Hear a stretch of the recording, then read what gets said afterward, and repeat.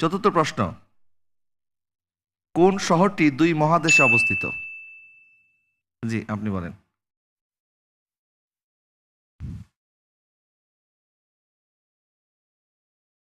দ্রুত বলতে হবে।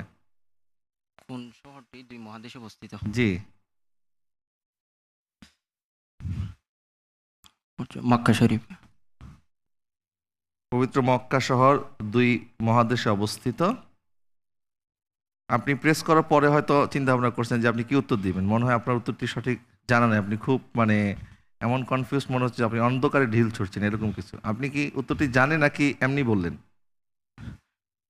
জানি, কনফিউজ ছিলাম আর কি সবাই। আপনি জানেন, কনফিউজড। আচ্ছা, যাই হোক, আপনি বলেছেন মক্কা নগরী, এটি দুই মহাদেশে অবস্থিত। আপনার উত্তরটি সঠিক হয়নি। সঠিক উত্তরটি হবে ইস্তাম্বুল শহর। তুরস্কের ইস্তাম্বুল শহরটি দুই মহাদেশ, অর্থাৎ সেটি ইউরোপ এবং এশিয়া মহাদেশে অবস্থিত। পঞ্চম প্রশ্ন, আল ফারাবি কোন দেশের নাগরিক ছিল? জি, আপনি বলেন। তুরস্কের। আল ফারাবি তুরস্কের নাগরিক, তুরস্কের দার্শনিক ছিলেন। আপনার এই উত্তরটি সঠিক হয়েছে। আলহামদুলিল্লাহ। এই পর্বের সর্বশেষ প্রশ্ন আপনাদের জন্য। আশা করছি আপনারা বুঝে শুনে প্রেস করবেন, কারণ আমরা দেখলাম আমাদের একজন প্রতিযোগী উনি 5টি নাম্বার হারিয়ে ফেলেছেন ওনার স্কোর থেকে ভুল উত্তর দেওয়ার কারণে।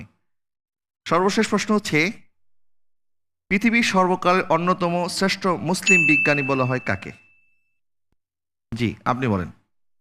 পৃথিবীর অন্যতম শ্রেষ্ঠ মুসলিম বিজ্ঞানী বলা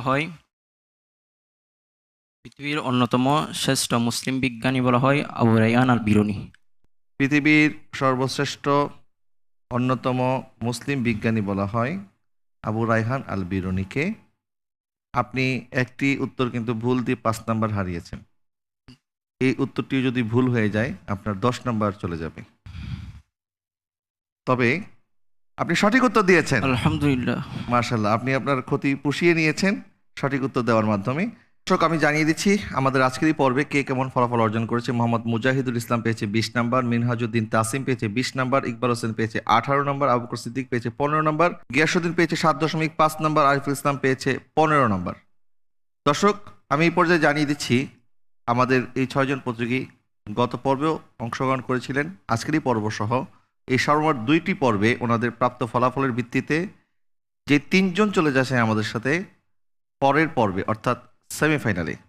দর্শক, আমরা যখন ওনাদের নাম্বারগুলি যোগ করছিলাম আমরা অবাক হয়ে গেলাম। 4 জন প্রতিযোগীর নাম্বার একদম হুবহু হয়ে যাচ্ছিল। আমাদের জন্য ডিফিকাল্ট হয়ে যেত যে আমরা কাকে বাদ দেব। তবে আমাদের একজন প্রতিযোগী উনি একটি ভুল উত্তর দিয়ে 5 নাম্বার মাইনাস হয়ে যাওয়ার কারণে উনি পিছিয়ে পড়েছিলেন, যার কারণে উনি একটু পিছিয়ে পড়ায় বাকি 3 জন প্রতিযোগী সমান নাম্বার পেয়ে যাচ্ছেন আমাদের সাথে সেমিফাইনালে। কতটা হাড্ডাহাড্ডি লড়াই হয়েছে আপনারা নিশ্চয়ই বুঝতে পারছেন। কেউ কাউকে ছাড় দিতে রাজি না, প্রত্যেকেই নিজেকে সেরা প্রমাণ করার জন্য বেকুল হয়ে আছে। আমাদের 3 জন প্রতিযোগী একই নাম্বার পেয়েছে, একই নাম্বার পেয়ে তারা চলে যাচ্ছে আমাদের সাথে সেমিফাইনালে। আর সেই 3 জন প্রতিযোগীর নাম হচ্ছে মোহাম্মদ মুজাহিদুল ইসলাম, মোহাম্মদ মিনহাজউদ্দিন তাসিম, মোহাম্মদ আবু বকর সিদ্দিক। এই 3 জন পেয়েছে 35 করে নাম্বার এবং আপনারা যাচ্ছেন আমাদের সাথে সেমিফাইনালে। আলহামদুলিল্লাহ। বাকি 3 জন প্রতিযোগী, মোহাম্মদ ইকবাল হোসেন খুব ভালো করেছেন, 28 নাম্বার পেয়েছেন, আপনি আমাদের সাথে যেতে পারছেন না। মোহাম্মদ গিয়াসউদ্দিন পেয়েছে 15.5 নাম্বার, 6ষ্ঠ স্থান অর্জন করেছে। আরেকজন প্রতিযোগী যিনি যদি বেল বাটন সেগমেন্টে একটি ভুল উত্তর না দিতেন তাহলে তিনার নাম্বারও হয়ে যেত 35, অর্থাৎ 35 নাম্বার পেয়ে যেতেন আমাদের 4 জন প্রতিযোগী। কিন্তু একটি প্রশ্নের উত্তর ভুল দিয়ে উনি 5 নাম্বার মাইনাস হয়ে যাওয়ার কারণে উনি পেয়েছেন 30 নাম্বার। তিনি 30 নাম্বার পেয়ে চতুর্থ হয়েছেন মোহাম্মদ আরিফুল ইসলাম। খুবই কাছাকাছি পৌঁছে গিয়েছিলেন, কিন্তু তারপরেও আমাদের সাথে সেমিফাইনালে যেতে পারছেন না। বর্তমানে আমার বার্ষিক পরীক্ষা চলমান। আমি বার্ষিক পরীক্ষা না দিয়ে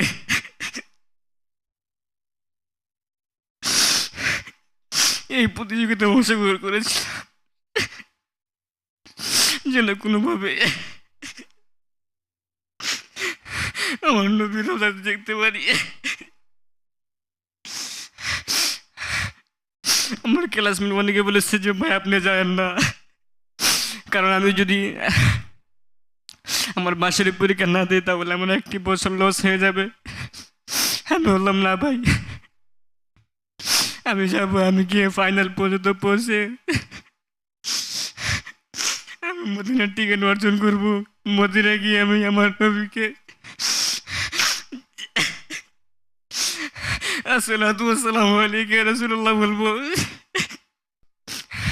আমি আমার ওস্তাদ সাহেবকে বলছি, ওস্তাদ সাহেব আমার ছুটি দিচ্ছিল না, আমি অনেক আকতে মিনতি করে এখানে আসছি যেন আমি আমার নবীর রোজা যাইতে পারি, নবীর রোজা গিয়ে আমার নবীকে সালাম দিতে পারি। এলো রাসূলুল্লাহ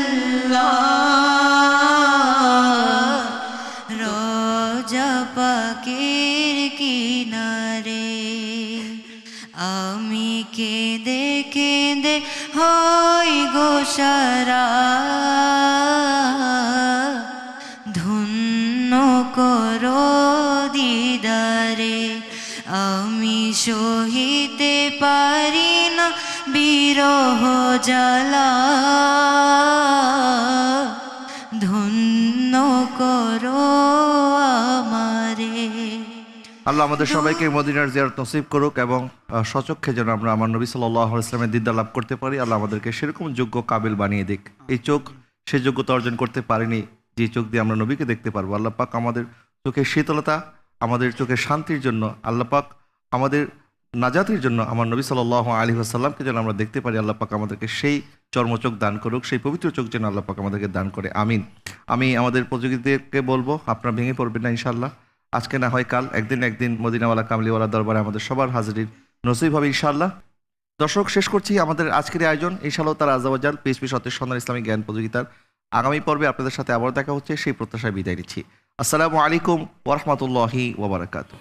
আঁকড়ে ধরো ইসলামের শাখা প্রশাখা মনে প্রাণে, ওহিরা দেশ মেনে জ্ঞানের আহরণে পিএইচপি সত্যের সন্ধানে।